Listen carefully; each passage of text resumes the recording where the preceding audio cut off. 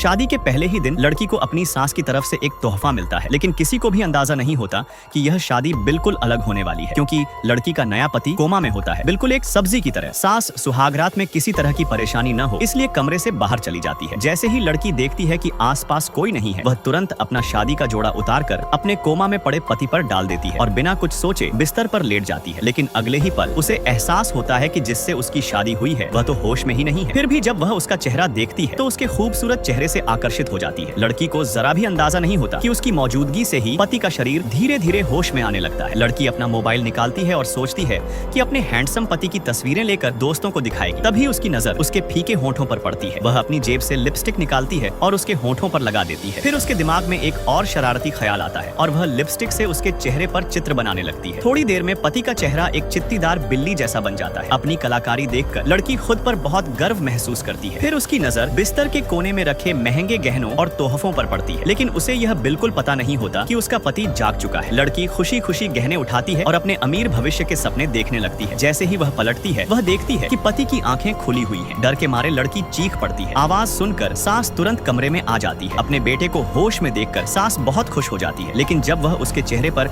Lipstick के निशान देखती है तो हैरान रह जाती है। लड़की घबराकर सफाई देती है कि लिपस्टिक लगाने से मरीज जल्दी ठीक हो जाते हैं। पति गुस्से से भर जाता है, लेकिन सास लड़की की बात मान लेती है और उसे अपनी बहू मान लेती है। यह सुनते ही पति कहता है कि वह इस शादी को रद्द करना चाहता है, क्योंकि उसके अनुसार लड़की सिर्फ सोने और गहनों के लिए शादी करना चाहती थी। तभी डॉक्टर आकर बताता है कि आज उसकी हालत अचानक बेहतर हुई है। सास मानती है कि यह लड़की उसके बेटे के लिए भाग्यशाली है, लेकिन पति यह बात मानने से इनकार कर देता है। और जैसे ही सास कुछ कहने वाली होती है, लड़की खुद कह देती है कि वह भी यह शादी नहीं चाहती और वहाँ से चली जाती है। सास खिड़की से लड़की को जाते हुए देखती है और अपने बेटे से कहती है कि अगर उसने इस भाग्यशाली लड़की को वापस नहीं लाया तो उसे जिंदगी भर पछताना पड़ेगा। माँ को यकीन दिलाने के लिए पति खड़ा होता है, लेकिन अगले ही पल वह फिर से बेहोश होकर गिर पड़ता है। जब वह दोबारा होश में आता है तो देखता है कि वही लड़की उसके पास बैठकर आराम से फल खा रही होती है। सब्सक्राइब करें पार्ट 2 के लिए।